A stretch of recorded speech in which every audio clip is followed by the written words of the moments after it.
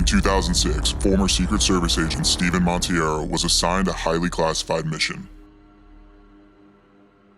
This mission was to find, locate, and extract an Iraqi bioweapon scientist from the most dangerous city in the world, Baghdad. The scientist had information vital to U.S. national security and aided in preventing the largest terrorist attack ever seen on U.S. soil.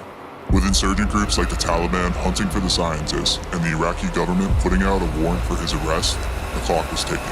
However, Steven quickly found out that his biggest enemy was the one back home, revealing a government cover-up and an effort that went all the way to the President of the United States. This is his story.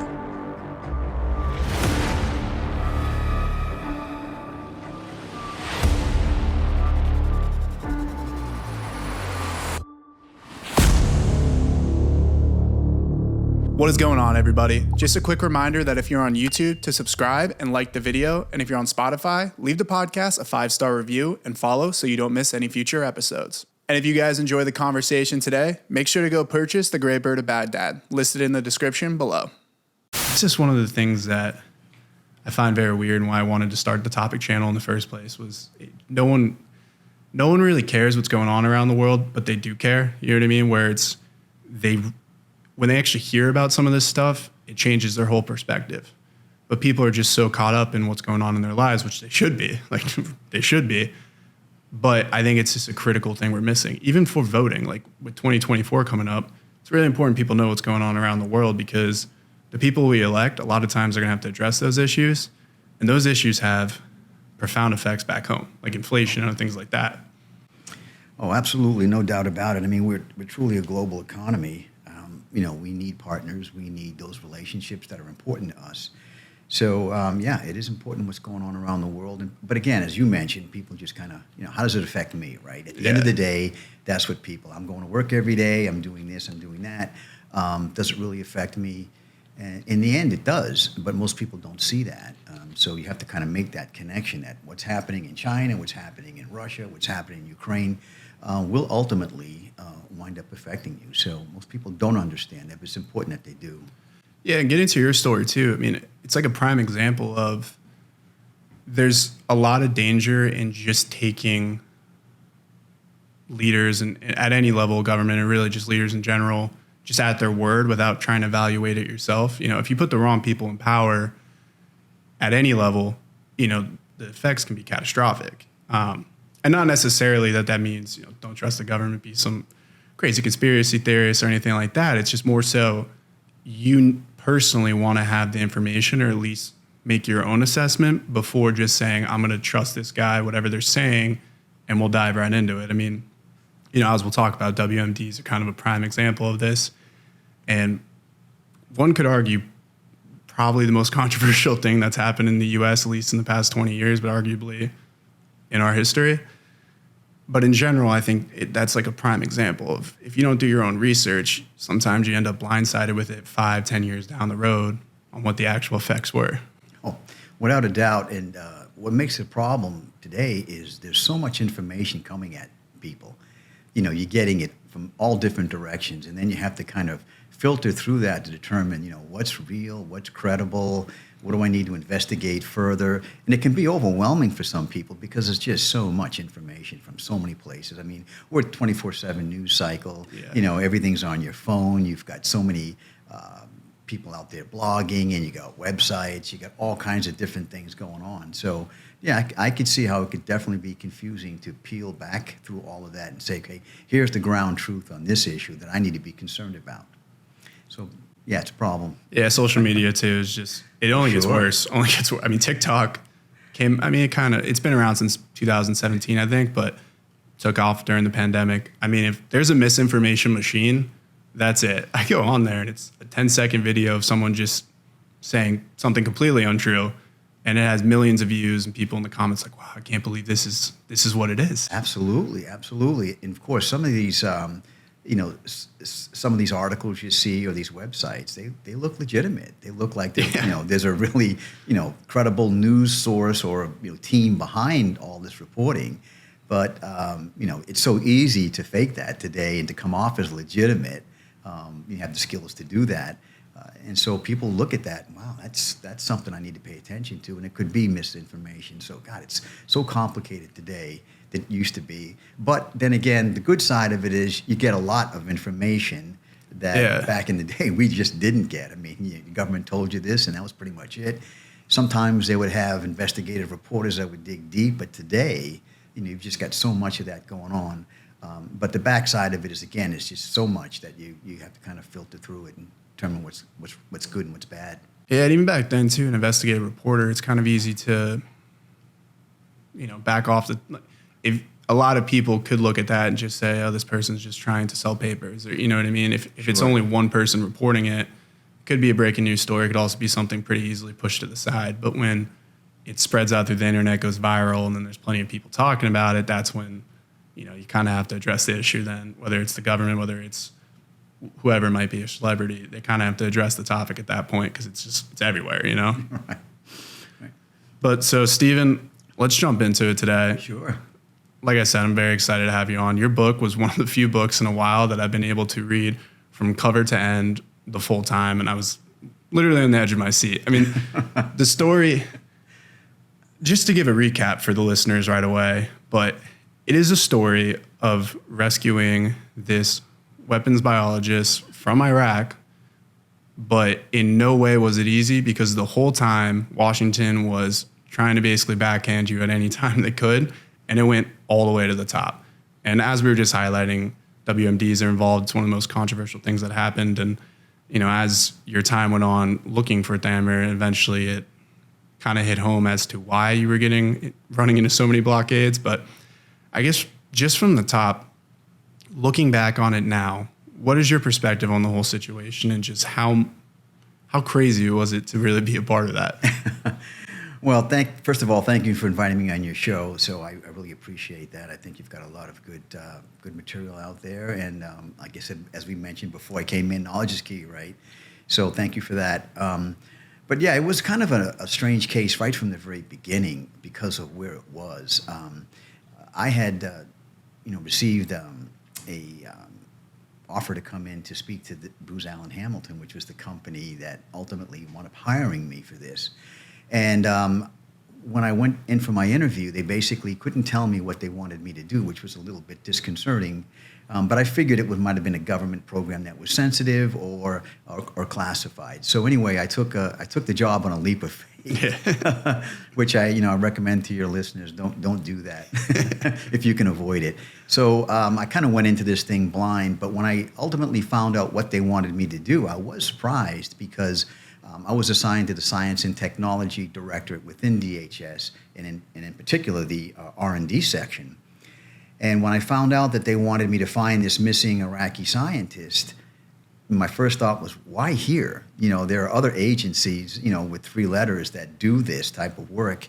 So I was a little bit surprised at that. But nonetheless, that was my mission, to find this missing Iraqi bioweapon scientist. And of course, this was January of 2006.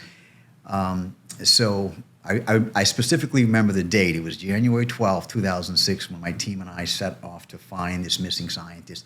2.5 years later, we were successful. So the Gray Bird of Baghdad is the story of those 2.5 years and all of the ups and downs and trials and tribulations of that particular case. Yeah, and we'll get into some of those today. But like I said, the story is crazy. I mean, I literally, the way that you told it throughout the book was fantastic. I think you set up a really good storyline to really bring the reader along and understand the perspective. And I think that's probably a good way to approach it today. For many that are listening, which is crazy, and I mean, myself included, Iraq in the 90s is something that people don't really understand. So could you maybe take us, what was the situation in the 90s? That was the time, your Secret Service under Bush, and there was a lot going on there. And a lot of that, as we were talking about earlier, was the compounding effects that led to 9/11, later the Iraq War, and later a lot of the circumstances that you found yourself in 2006 and searching for Thamer. So can you take us through what was happening in Iraq in the 90s, Saddam Hussein, and kind of how that started building the stage for what we saw? Sure. So, obviously Saddam came to power in 1979, and it was in a brutal fashion when he pretty much expunged the current parliament. Some people disappeared, some people were thrown in jail. So he assumed power. And, he was a dictator, no question about it. And as long as you did what you were supposed to do within the country and you didn't criticize it, for the average Iraqi, life went on. But they were restricted. They were restricted on what information they got, so it was a pretty tightly controlled environment back in the 90s. And Saddam was a brutal dictator, and along with his sons, pretty much just ran everything. And you either complied or you ran into problems. And so our relationship with them was it's kind of unique, and we have this all over the world with different leaders. And I talk about that in the book about Saudi Arabia and our relationship with them, which is really unique. But we had the same situation in Iraq. I mean, obviously they have oil, so we're always interested in that. And we understood that he was a brutal dictator, but we were willing to deal with it. I mean, the world is aplenty with some of these brutal dictators, so he was another one. So as long as he didn't go too far out of the norm or too far out on the limb with his brutality and attacking his neighbors and so forth, we were willing to tolerate Iraq at that time. Now it's a little bit different. The situation is really problematic because the Iranians now have a lot more influence in the country, and that's going on right now. So it really is a powder keg that could explode at any time because they've got Shia on Shia violence, which they've never had that before. They have Iranian Shia fighting against Iraqi Shia. Could you maybe explain that a little bit more too? I mean, the Sunni Shia, basically that whole situation there, because I think that's something people don't really understand. They think it's just a conflict zone, that there's just chaos, and there is, obviously, but there is that underlying factor which has led to a lot of the conflict that we see in the region. Sure. The one thing I found about Iraq is they never really had any national identity. People were, you're loyal to your tribe, right? You're loyal to your sect. So they had Shia, they had Sunni, they had the Kurds in the north. So rather than have this national identity, you identified with your groups. And so they've had that going on for thousands of years in that country. So it goes way, way back. And unfortunately, it's still like that today, where you have that conflict between these groups all fighting for power. So Saddam was a Sunni. And so Sunnis had the power of the country. They were at the top, and the Shia kind of got stepped on a lot. And so when that got flipped after the war, you had a lot of revenge. You had a lot of things going on there where people was, hey, we suffered under you for all these years. Now it's our turn to assume power. So, and it's still like that. It's unfortunately that people are still kind of separated. So that's been going on in Iraq for a long time. And it does create problems when you're trying to deal with the country and you have these, groups that are fighting each other, all looking for power and so forth. So that's a problem that's still going on today. Yeah, it's definitely something to reflect on too, because like I said, it's something people don't really realize is the complexity there, but it's led to so many issues, not only just in Iraq, just in the region in general. I mean, Absolutely. It's why countries like Saudi Arabia and Iran have been enemies for the longest time, and there's a lot more that goes to it always, but there's Sure. just key specifics there. But with that, so eventually we have Saddam Hussein and his sons, who I'm sure many people know about. There's plenty of stories on them. A little bit, the level of brutality there is nothing like that. But we eventually lead to Operation Desert Storm and the first invasion of Iraq, looking to push Saddam back. So can you explain that situation as well and how that kind of started the conflict and breaking down of that relationship? Probably isn't the best word, but relationship that we had with Iraq. Sure. So Saddam, for some reason, always felt that Kuwait was a part of Iraq. And so, of course, Kuwait, rich with oil fields, this is a great thing for him to do. So he finally got the nerve to go down there and invade Kuwait because, he felt that this was always part of their country.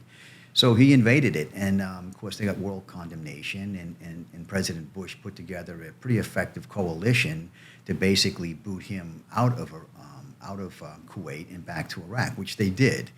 The first President Bush gets a lot of criticism because they said he should have gone in there and finished it off. But I think he was smart enough to realize that taking over a country is a whole different banana. And getting him out of Kuwait and back to Iraq and in his place was the right thing to do. And I support that. I supported that decision back then because I thought that, you're going in to invade a country. It's a whole different dynamic. And we've seen that back in Vietnam. We've seen it in other places.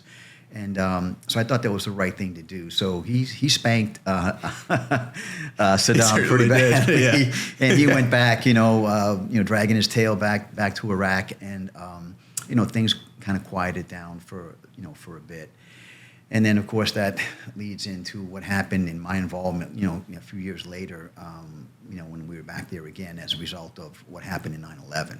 Yeah, that's what I wanted to jump to next. Your description of 9/11 and Ground Zero, growing up in New Jersey, this is obviously something that I've been to many times. I've seen, around 9/11 too, there's obviously a lot of conversation that happens. Just, families were so affected, especially in the New Jersey and tri-state area. And so it's always been something that's a part of my life. And your description was one of the first that I've really gotten to hear of somebody who was on Ground Zero at the impact, going through searching. So can you take us through 9/11, both just the circumstances in general and then your own perspective being on the ground, going through at that time, having to look through, the ashes and be able to kind of put in perspective what just happened? Sure. Obviously that was probably one of the most profound moments of my life is to go to Ground Zero and see the devastation and what happened. And of course, that's affected America, and we're still dealing with the effects of that today. And it was just a devastating attack on our country. And, I think back to, my time there at Ground Zero, and it was so overwhelming to me, just to walk out on 15 acres of complete devastation. It looked like, a nuclear bomb had gone off. It was nothing like I'd seen and nothing like I expected. It was just so overwhelming. And it was tough. It was really tough to deal with it because, at first, obviously, you want to do what you can. Are there people still alive underneath all this rubble? Can we get to them? Because there have been situations where people have survived quite a while after being buried. So that was your thought, just try to rescue people. But when we got there, quickly we realized it was so overwhelming, so difficult to deal with that at one point I was praying that I hope no one is alive underneath there because I was afraid that we would not get to them in time, and the thought of them suffering under this, with the thought of possibly being rescued, but maybe they're injured and they're suffering was pretty tough on everyone to deal with. So it wasn't long before it just became a recovery mission. But just walking out there, Reed, I just remember seeing fire trucks just flattened to where they're almost waist high, police cars crushed, the piles of just rubble and steel bent in every direction. It's all still smoking. You've got fires that are still burning. Think about all that pressure and coming down, tons and tons of pressure with all the buildings falling. And anytime you moved anything at all air would rush in and it would ignite again. So it was really a tough situation. And it was a crime scene. It was the largest crime scene in our history, and it had to be processed. We had to look for evidence. We had to look for, obviously, things that belong to people who perished. Maybe we can identify, who may have perished, and all the things that we needed to do. So it still needed to be processed. And of course, we're reeling with the fact that, there are police officers that, they lost a lot of police officers. The fire department lost over 300 people on that day. So it was a massive blow to our country. And we were very concerned with, who was responsible. In the early days, we just didn't know. It's just, all of these, like typically when something like this happens, there's tons of rumors, tons of information, tons of raw intelligence that comes in. And so, you got to kind of peel through all of that to figure out, what's true and what's not true. So in the early days, it was a little difficult to determine that. What were some of the thoughts in the early days, like the rumors that were circulating? I mean, you had, in that time frame, you had people like Ted Kaczynski who were around. You had the Unabomber. You had there was an attack at the Twin Towers in the late 90s as well. So there was a bunch of different possibilities. I mean, what was some of the immediate thoughts? Was it likely terrorism in terms of like looking towards the Middle East, or was it just we're open to anything? We're going to be looking around and trying to figure it out, and this could be happening. It could be an American. It could be someone from the Middle East or wherever. What were the original thoughts there? Well, When that first plane hit, everybody was, could this be an accident? Could have been some type of malfunction? We just didn't know. But when this second plane hit, that sealed the deal that we knew it was terrorists involved. Exactly, where they were from and, all of that, we just didn't know in the early stages. But that came fairly quickly when we kind of honed in on who it was that was responsible for this. And then the investigation, of course, just got into full speed. But we were real concerned about, is there anyone else out there? Obviously we had the attack in the Pentagon. We had the plane that went down in Pennsylvania. But we were like, who else is out there? So I credit the FAA for quickly moving in and grounding all the flights, which, obviously would prevent anybody from using a plane again until we sorted it out. Was there any indication that there was other plots that day? Yeah, there were people that were arrested on a train that were taken out. So there was, our concern was there were more people in the United States. And do you really know if you got them all? That's always the question, right? How do you prove a negative? But it was pretty scary time because we didn't know if there were going to continue to be more attacks, if this was just the first wave, if there was going to be more. Are they going to come in through ports now? So what's going on? So it was really a situation that was almost overwhelming in the early days. How do you think America changed that day? Well, we changed big time in terms of our belief that oceans will keep us safe. We realized that that's just not possible anymore. I think we realized that we have internal problems, that we have people within our country that are our enemies. So that changed. I think obviously our security posture changed forevermore. And that just led to a whole bunch of other things going on.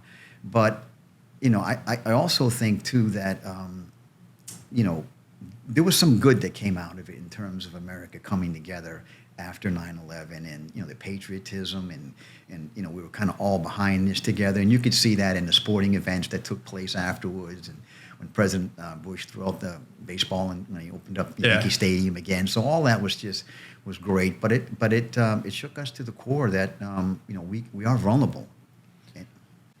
And in general, a very moving moment was President Bush's speech that he talked about, which wasn't even really a speech. It was more of a motivational. It just was the presidential thing to do at that time, to stand up there and tell people that we're going to be getting our revenge. So can you speak to that as well, that moment for you, your perspective on, I guess, wanting to get that revenge? And I think it was something that was a development we saw throughout the whole book, of that shift in perspective of, how we wanted to approach the situation. So can you speak to that moment, hearing President Bush, what he said there, and then how that also shifted into your perspective of how you wanted to address 9/11 personally? Sure. So when the attacks happened, obviously, one of our concerns was keeping President Bush away from Washington and any of these places because we didn't know what the attacks were going to be, but he insisted on coming back. He wanted to come back and deal with this directly. So I give him credit for that.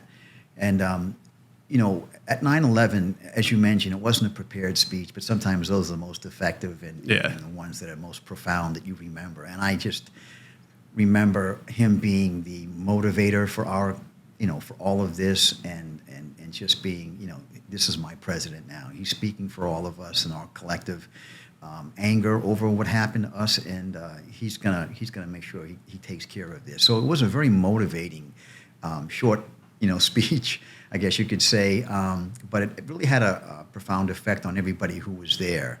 To keep going. That we're gonna get to the bottom of this and find out who did this to us. So, in that regard, I keep that high on my list of very motivating things, and he was. It was just good to hear from the president at that time, because everybody was down on our knees. Even after we get through searching and we'd work for 12-hour days, you'd go back and hear all these news reports and people looking for their loved ones. It was just disheartening. So we were down on one knee. So to hear the president, just give us that uplifting speech was just so motivating to all of us.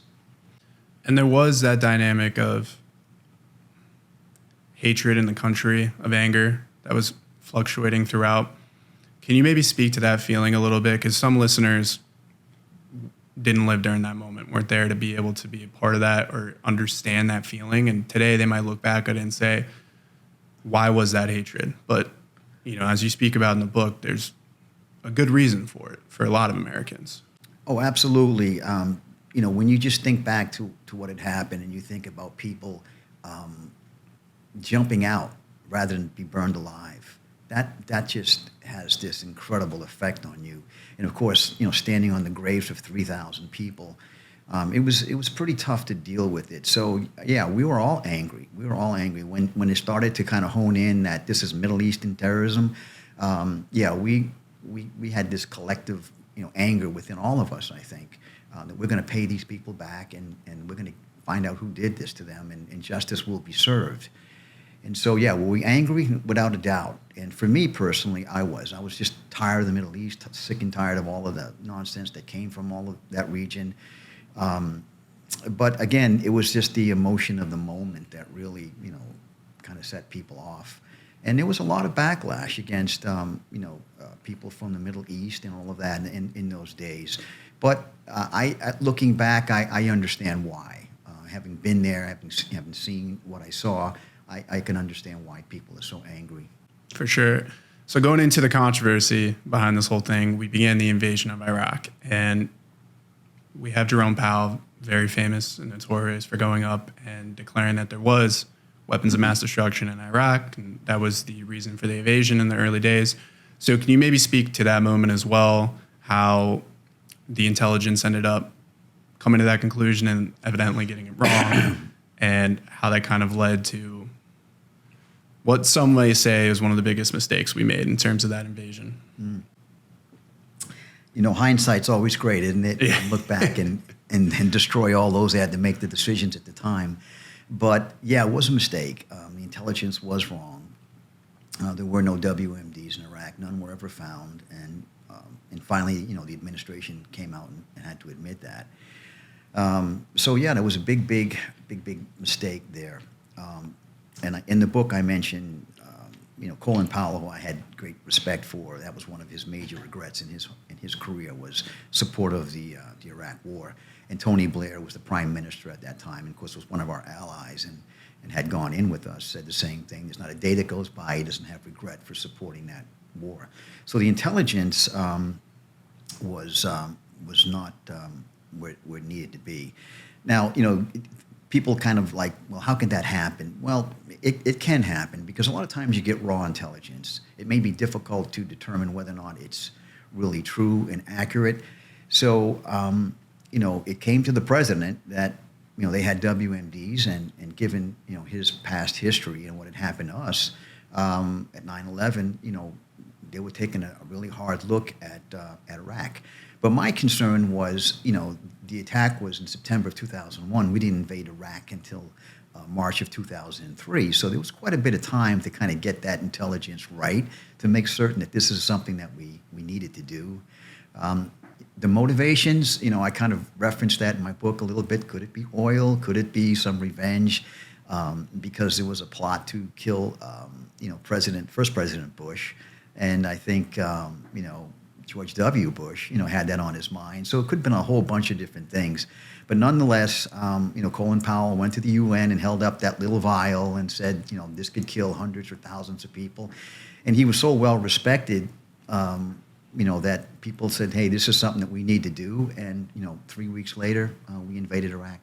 Yeah, and that little vial will become pretty important as we continue into the story. But do you think if they would have just been straightforward with their intentions, oil would have been a tough argument, but just the general of revenge or looking for, revenging America, and that, do you think that would have changed the perspective of the people and really our commitment to the war? I mean, was the WMDs itself and that kind of failure a big shift, or do you think either way it was going to be looked at after that, how long we were there, in a negative light? Sure. Well, the WMDs gave everyone cause for concern, because obviously what they can do is pretty amazing, or pretty devastating. So that argument held a lot of weight with people. And if he's got these WMDs, we've got this crazy dictator and ruler. He's already invaded Kuwait. They were involved in the Iran-Iraq war. So you got a guy that is not stable, and he's got WMDs. So, and of course, in the early days, what was Iraq's involvement in 9/11, which turned out to be zero. Saddam Hussein hated the Taliban. He kept all of these people out of his country. So he had nothing to do with 9/11.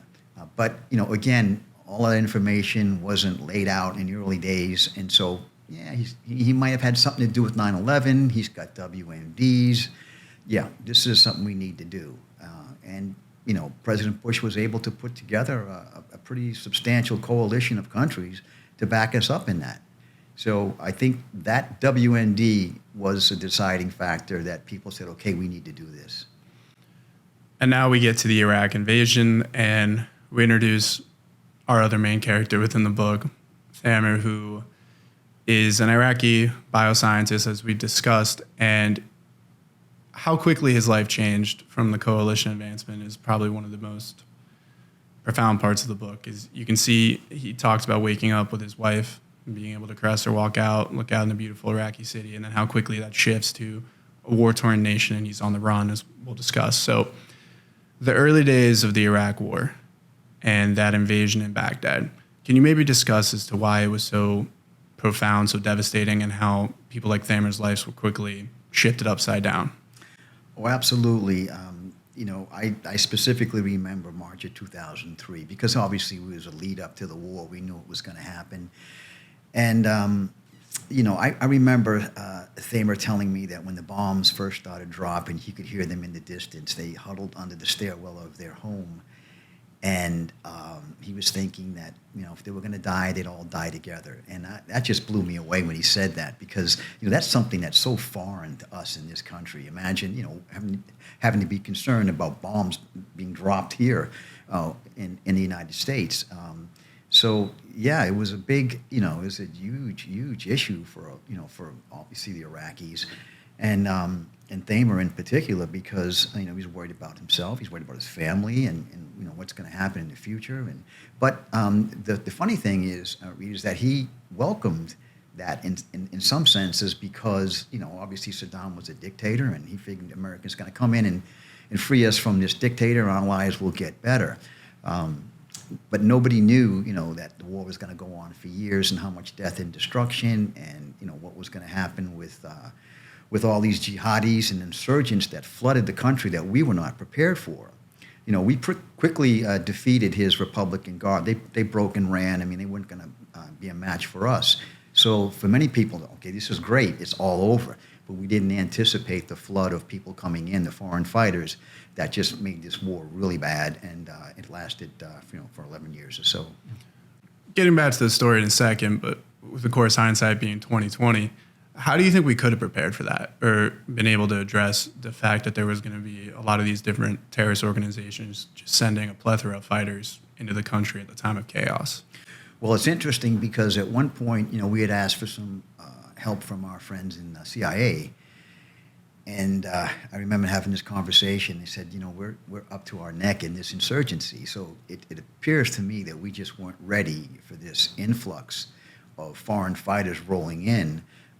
That just exacerbated this situation because again his army pretty much stood down, and a lot of them just fled, came over to our side. So there's a that went fairly well, but again it's what came after that we weren't prepared. So in my judgment, we were not prepared for all that. And then can we speak to Thamer's first interaction with Americans?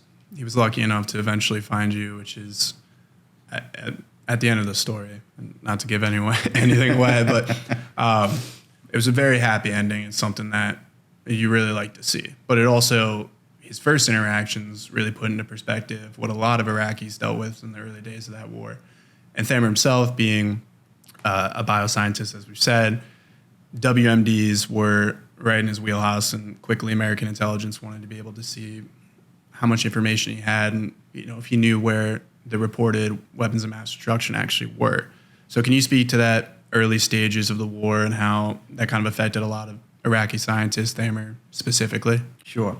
So I don't know how much he knew in the lead up to the war because again, their communication and news was controlled.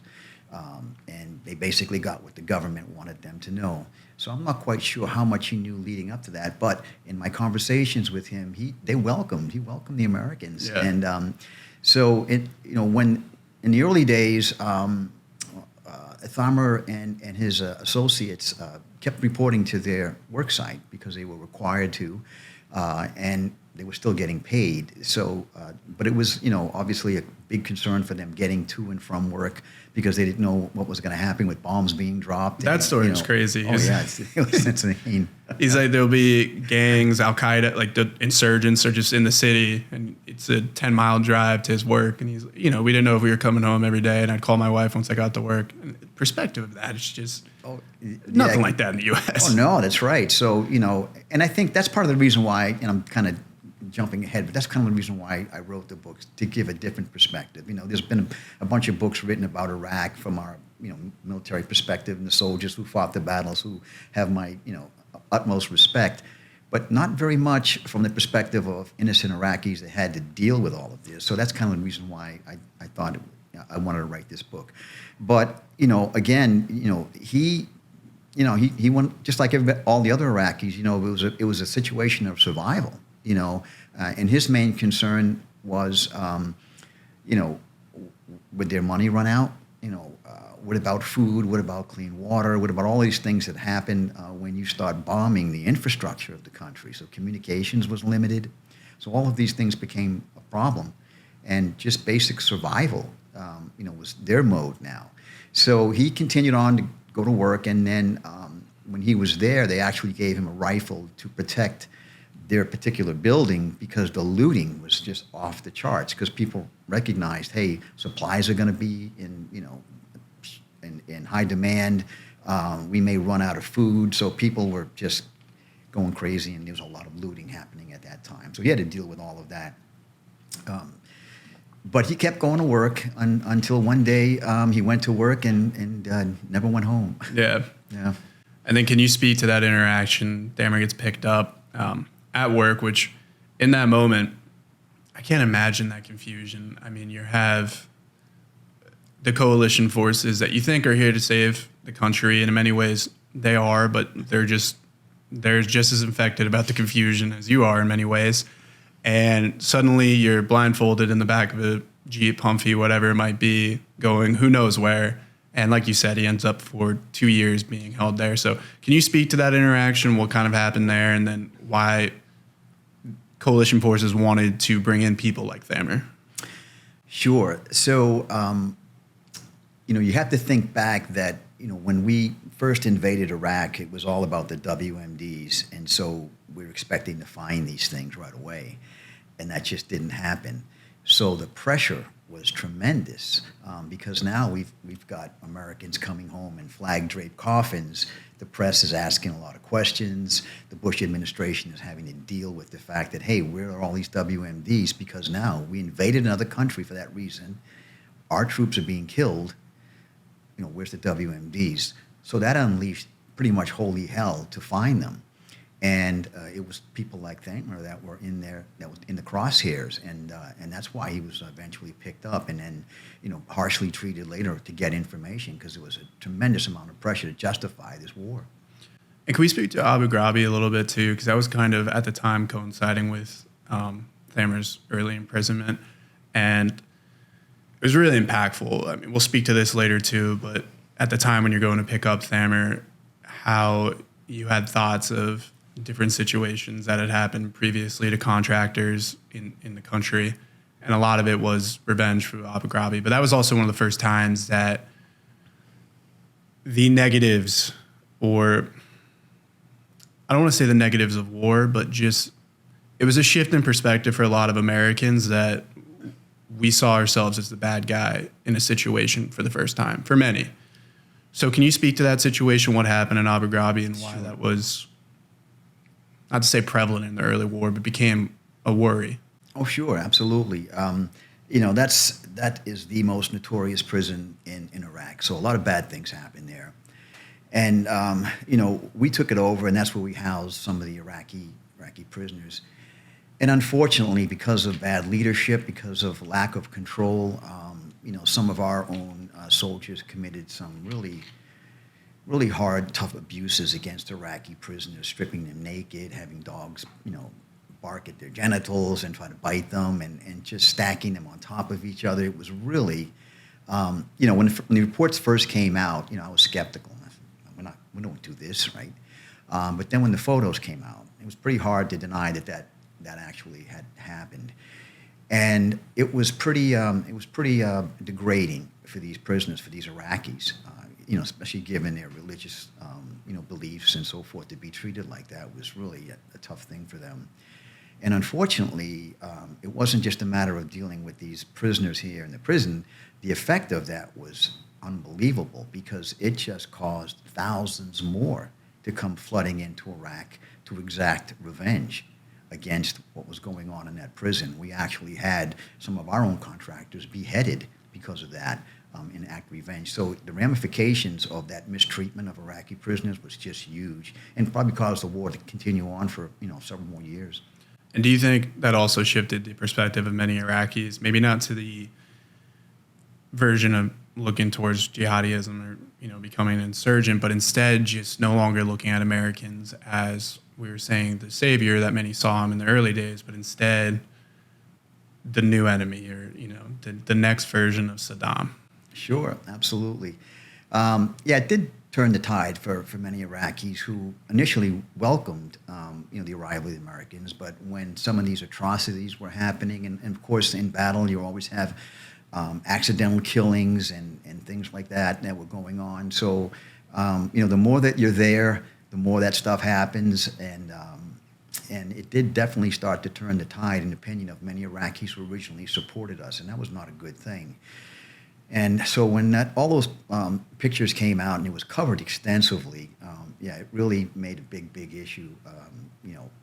What the Americans here for? This is not what we thought this was all going to be about. Yeah. You're supposed to be our savior, and this is how we're treated in our own country. And so there was a lot of things that went on that kind of changed that dynamic. And of course, now we've got issues that we're dealing with foreign fighters. We've got issues with homegrown Iraqis that are not our friends anymore because of some of the things that went on there. And I'm a patriot. I love my country. I was a veteran, but we don't always get it right. And and that was one of the occasions when we certainly did not. And of course, in today's 24/7 news cycle, that type of information just spread around the world, and it just did not paint Americans in a good light. Yeah, and that's the problem too. I mean, we were talking about this at the beginning. It's situations like that, they'll spread with disinformation, misinformation, and also people immediately look at that and say, this is how Iraqis are treated everywhere, or this is how every prison was. And, that wasn't the case. I mean, there was examples of it for sure, but that wasn't the case. However, at the time, it just was such a detrimental factor to how people, viewed Americans. And I'm the same way. I mean, I hate when people have that type of quick negative where they want to look at some of the mistakes America has made and say, this is exactly what you guys example. And you got to look at all the positives too. Sure. And the positives vastly outweigh the negatives, but no one ever gets it right. No. And especially in conflict zones like the Middle East, what happens in Iraq, what happened in Afghanistan, we're just never going to get that right because there's just too much going on. Like you said, you have the CIA's looking at this thing, you got the military looking at, this way, and then we have contractors coming in having to do this stuff. Yeah. There's just so much going on at once that you're just never going to be able to get it all right. Sure.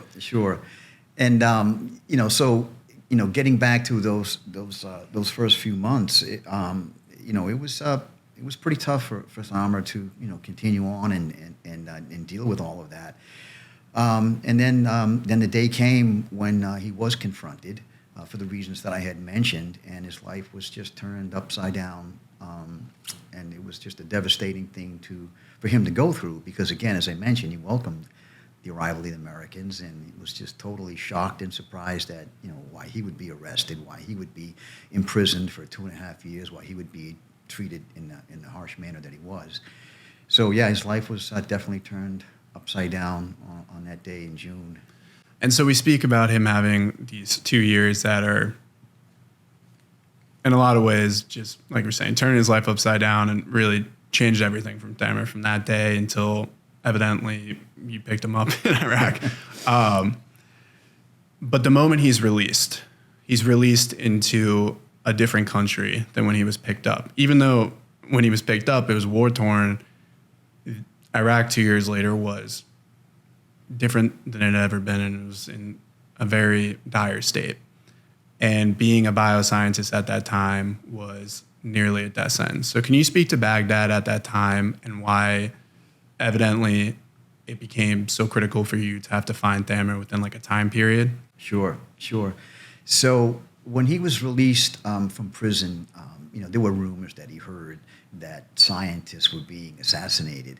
But there were a lot of rumors in prison, so what was true, what wasn't true. But when he got out, he got more information on it. And literally there was an attempt at pretty much wiping out all of the scientists within Iraq. And the reason that the jihadis employed that strategy is, well, they knew that militarily they couldn't match us. So they employed a campaign to wipe out all the brain power within the country. If you don't want a new government to be successful, one way is to wipe out their brain power. And they actually made an attempt at assassinating. They did assassinate hundreds of Iraqi academics. And if you had a particular skill that they could use, like you were a bomb maker, a conventional bomb maker, or a WMD person or whatever, they may want to keep you alive and force you to work for them against the coalition forces. Everybody else, they just did their best to annihilate them. So when Thamer got out of prison, this was the environment that he was in. So he had an X marked on his back. So not only, was he trying to build his life back, and of course, and this was around the end of 2005 when he was released from prison.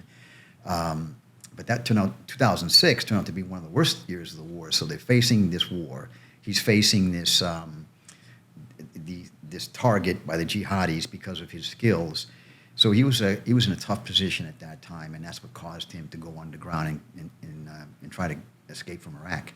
And he was also worried about just being in prison by the U.S. security, because for many, jihadis and different groups around, gangs all around Iraq, they looked at any type of communication with Americans as you're working with the Americans a lot of times, correct? So that's right. That's right. So it wasn't uncommon to get stopped by any of these warring gangs, and they would grab your cell phone. If you had a connection to the Americans on your phone, instant death right there. So that was a tough thing. So there was a lot of, the Shias were fighting the Sunnis. We had outside influences, so there was a lot of warring gangs going on. Everybody's fighting for control. So it was a pretty tough situation to be released. But that's where he found himself having to, survive and find a way out for him and his family. And evidently that led him to taking a trip to Syria to try and escape via that way. So I guess, can you speak to that moment as well?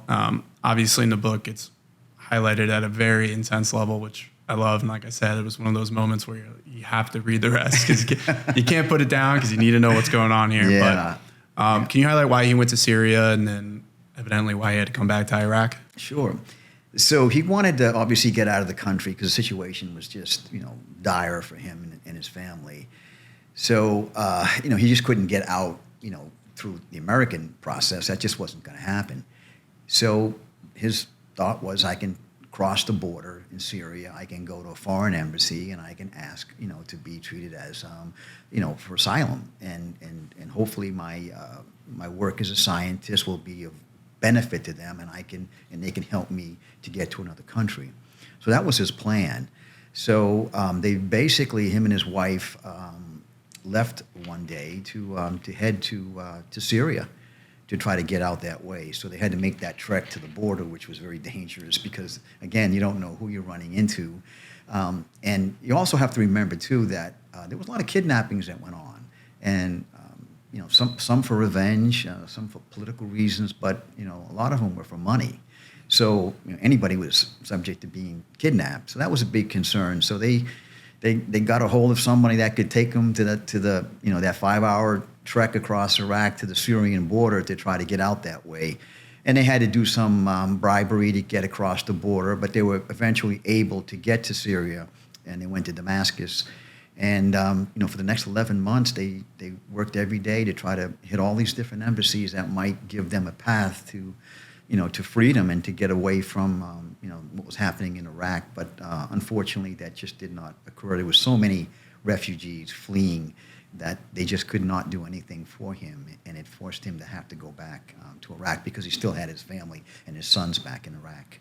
Yeah, one of the craziest moments about that trip was the fact that it almost became a business for people in a war-torn country. They were working, their driver working with the guards, the military guards at the border, basically working money to be able to let people cross. And I know one time he's looking back, watching the group, and they all just start bursting out laughing. And that's, when he realized it. I mean, it's moments like that that just blow your mind, because you realize that there's a war going on. There's people's life legitimately on the line, and people are making a business out of it. And, sure. Well, that always happens. People are going to take advantage of other people's misery, and that goes on. I mean, we have that even when we have our own natural disasters in this country. Yeah. And the price of everything gets spiked up, and so, yeah, that goes on. People are just trying to survive. They're trying to get money any way they can and just make the best of this, horrible situation, because, again, you just don't know what's going to happen, where it's going to lead, what tomorrow's going to bring. Of course, one of the things they were concerned about in Iraq is food and clean water, and the hospitals were overwhelmed. So, yeah, they had a lot, on their mind. So, but getting back to the issue of, those types of things where people take advantage and spring up and make money. It's always a tough situation. But now we're back in Washington, D.C., and you get one of the weirdest cases after we were talking about the top, working in Booz Allen, doing the interview. They're not really giving you a lot of information, which after years in the Secret Service, you're somewhat comfortable with, but at the same time not comfortable with, because you usually get a little bit of something, but they're giving you really nothing here. And then all of a sudden, you find out you have to go find an Iraqi bioscientist who has been missing, kind of off the radar, has become a ghost in his own country, and there seems to be a little bit of push from the top. So can you speak to that moment when you first got the case, the feeling, and how your perspective was on, oh shit, this is what I got to do?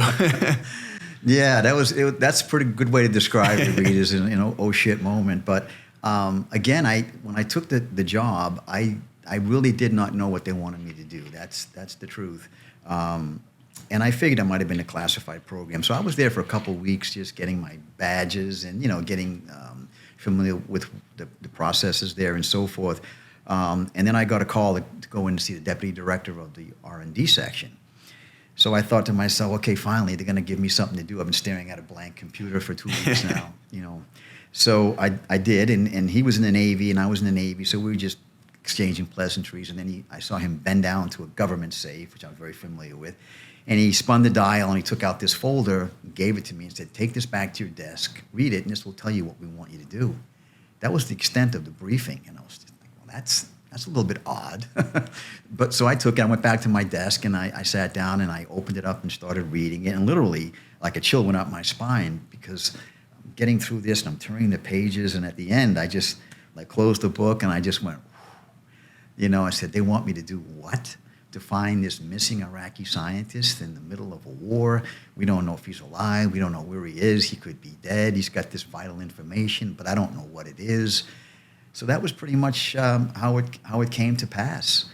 So it was definitely eye-opening, and in the words unexpected, and overwhelming, or rattling around in my head at the time. But that's what happened. And can you talk about how your perspective on this case too, because this isn't obvious or often a case that would be handed off to, somebody in the public sector.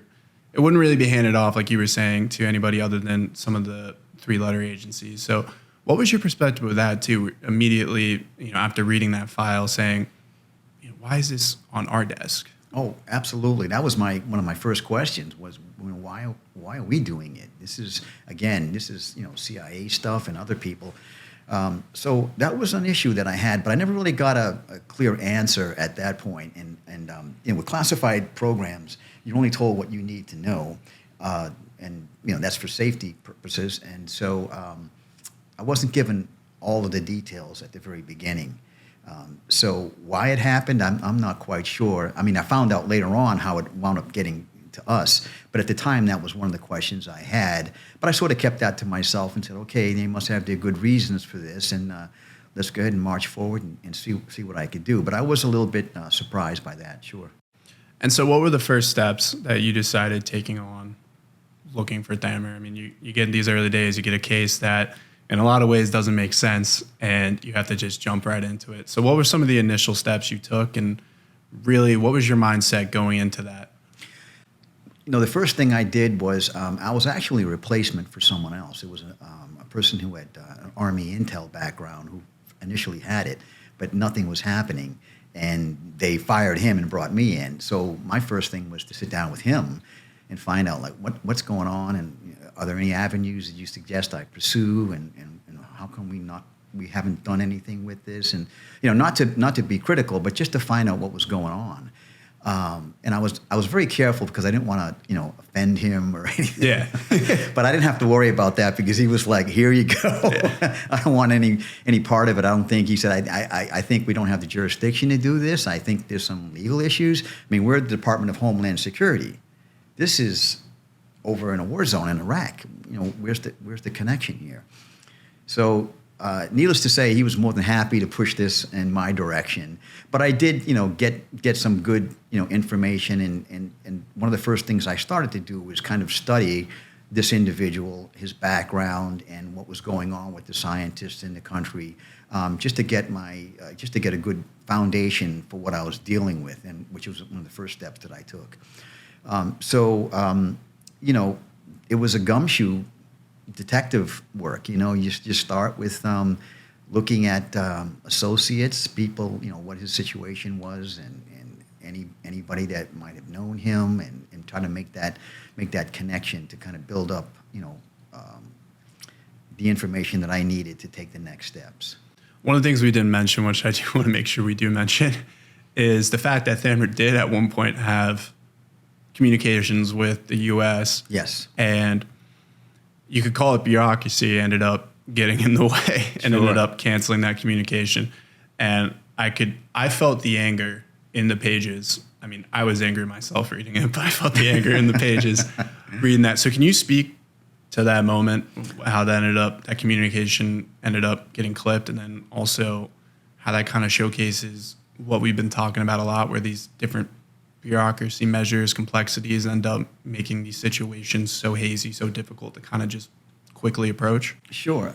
So prior to my getting involved in the case, I did find out later that Thamer was visited by our government while he was in prison because he had a certain skill set that we were interested in a knowledge base.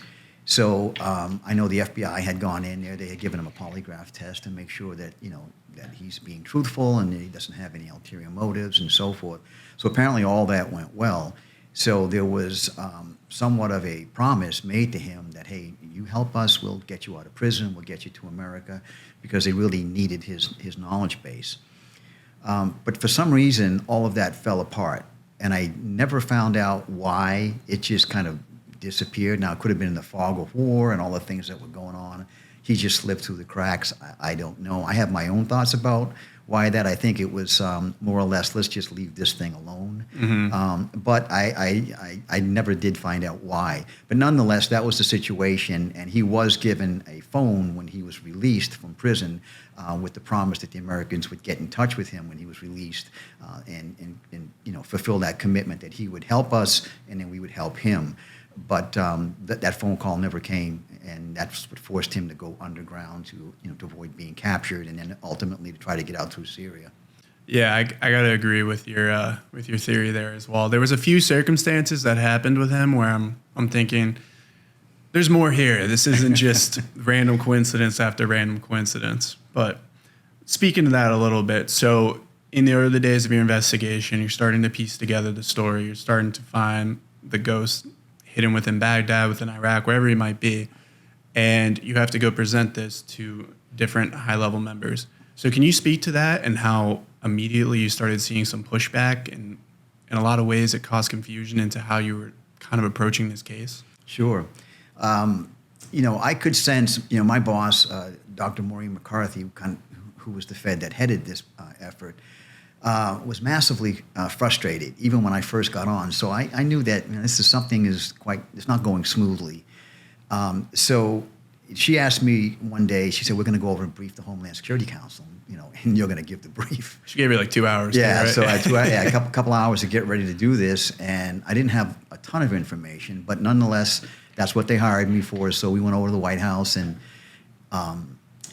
made our presentation to them, which was, this is the reason why we need to go get this guy and all this other stuff, and I could sense right off the bat it was, you didn't have that enthusiastic, let's get together and make this happen. Yeah. It was all these stone faces that are just kind of, looking at you. I was up there like 40 minutes making this presentation. And they're asking questions, but I could sense that it just wasn't. I didn't have a receptive audience. Let's put it that way.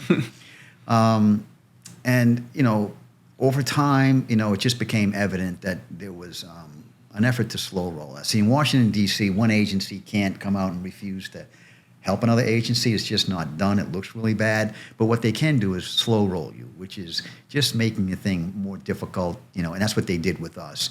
And one of the tactics was, so-and-so is not at the meeting today, so we can't make any decisions, and they'll be back in 2 weeks. So that would delay it. And then they would say, so-and-so is going to be replaced on the Homeland Security Council, so we need his replacement to get up to speed, so they won't be here for another 3 weeks. Those types of things that just, and so in the early stages, I'm like, we've got, I couldn't put my hand on why, but I said, they're deliberately not trying to make this happen. And that just went on for weeks and then rolled into months. Yeah, meanwhile, you see the guy walking around over at Georgetown or something. You're like, you're actually here. Yeah, exactly. Yeah. And of course, my big concern was while this was happening, scientists were being assassinated. And I would get reports from the State Department, and I'd have to rush over there to try to find out, was it Thamer? Was he the guy that got assassinated? That was my big concern, that we were going to be too late in getting him and getting his information that we needed. And can you emphasize why he was actually a critical asset? Because, there was so much confusion, different Iraqis, different skill sets at that time, and even just the region in general, there's just a lot of chaos. So, but Thamer had a very specific skill set, something that could be utilized for good and for bad. So can you speak to why in those initial stages too, you saw why it was critical that we actually did go? Sure. Thamer was a microbiologist, and he was an expert at weaponizing anthrax. He actually led their program at El Hakam, and not just into anthrax, but other bioweapons as well. So he was the guy that we needed to talk to. And of course, at that time, I didn't have all that information. That came later. But we had an issue here that was going on in the United States, in which his expertise was needed. And so that was the reason that we needed to find him and get him out of there and then conduct this detailed debriefing to get the information that we needed to help protect ourselves here in the country against further, bio attacks. And we can definitely eventually get to that as well and let everyone come full circle. But the general thing here is you're running into a lot of pushback, and it seems to be coming from all the way from the top. And not to say that this case should be as closed and shut. They never are. There's always going to be bureaucracy in the way. But this specific case seemed like it had a lot of different avenues that you had and hurdles you had to jump before you could even get anywhere close to where you needed to get. So in the early days, you're looking for how to find Thamer, and then you realize you have to get over to Iraq. Can you speak to how just immediately those hurdles were present and you realize that it wasn't as simple as just, we're going to go to Iraq, get this guy and bring him back over? We needed the approval of the Homeland Security Council because that's who we were under. And so they had to give us the green light to do this, but they were hesitant. First, it was like, we had already visited Thamer in prison. Yeah, we know that. So you're not going to get any more information. And so there was a bunch of that going on, but there was clearly an effort that wanted us not to be involved. Now, I don't know if it was because, here we are, S&T, R&D, part of Homeland Security. What are we doing messing in the Middle East? You guys are way out of your lane. So, that I think was part of it. But later it came to be that there was information they just didn't want us to have access to. They just didn't want us to have unfettered access to this WMD scientist for their reasons. And that came evident to me, months later as I got further into this thing. And I think what we had to do in order to get the green light to do this was basically to convince them that we were only interested in the science. We were not going to talk about other things that we believed they were concerned about. Would he talk about how harshly he was treated in prison? And that would be a whole nother situation that we'd have to deal with. What else would he say? Would he say that, yeah, there are WMDs, and after all, after we said, yes, there are WMDs, and then we came out and said, no, there aren't, what information would he have? So that whole WMD thing was still swirling around, but the administration at that point wanted that whole story to be dead. Disappear. Yeah, so because the narrative had switched that, okay, we can't find any WMDs, but Saddam is a bad guy, we need to get rid of him. And Vice President Cheney was the point person on that narrative. And eventually the WMD story started to fade, and hey, we've got to get Saddam. He's a dictator. He's going to continue to be a threatening force within the region. We have to take him out. So that changed. So the last thing that they wanted to do was to revisit this WMD story again. So I think that was part of it. They just didn't want us to have this unfettered access. And can you detail why that would have been a massive revelation, or why that was such a worry for the government officials? Because I think you highlighted it in a really strong way, where it's not necessarily that they're worried that there could be WMDs. It's more the perspective shift of bringing back the old story and how that's going to affect some careers, even though it could present a massive danger to the U.S. So can you kind of highlight that as well? Absolutely. When you think about this, I mean, we used intelligence to, justify a war. And, we've lost a lot of people. The Iraqis, lost a lot of people. And that was a pretty serious revelation that there weren't any WMDs. So the intelligence community got stung really, really bad. And, and that was really tough to get past that. So then the administration had to finally acquiesce and come out and say, okay, there are no WMDs. That was tough for them to do that, because that was our reason why we were there to begin with. Would they ever want to come back and say, wait a second, we made another mistake? I mean, who would believe them? I mean, the credibility would be completely shot. Which would be such a bad situation, too, because if there is WMDs, you need to, we want to believe them then, too. Oh, absolutely. Now, so what do you believe? What do you don't believe? So I think that was a big, big part of it, that, we just let sleeping dogs lie. We're here in Iraq. Let's just, take care, get Saddam out. We'll help them build a new government, and we'll just move on. So let's just drop this WMD thing. So, here we come along, our small group, out of nowhere, wanting this unfettered access to this WMD scientist who could tell us what? Anything. And I think that they were a little bit, concerned about that, because it would be embarrassing if he said, well, there are WMDs, and here's where they are. Now they have to go to the president and say, well, Mr. President, we made another mistake. Yep. Now you have to go out to the public and say, there are WMDs. But the credibility issue, and I can tell you in Washington, it's about keeping, nobody wants to lose their job. Nobody wants to lose face. And so there was a little bit of that going on. I mean, no one's going to come out and admit it and say, yeah, that's the reason why. But being close to the case, obviously, I kind of had my own suspicions that they just didn't want us to talk to them. And the reason why I feel strongly about that now is because once we convinced them that we weren't going to go down into any of these areas, we weren't going to talk about how brutally he was treated, we weren't going to be getting into, WMDs, we're just going to talk about the science of low-level production techniques, then they would say, okay, all right, we can live with that. So that just, justified it for me that, yeah, they're worried about these other things. And as long as we convince them that we won't touch them, they'll allow us to go, which is what happened.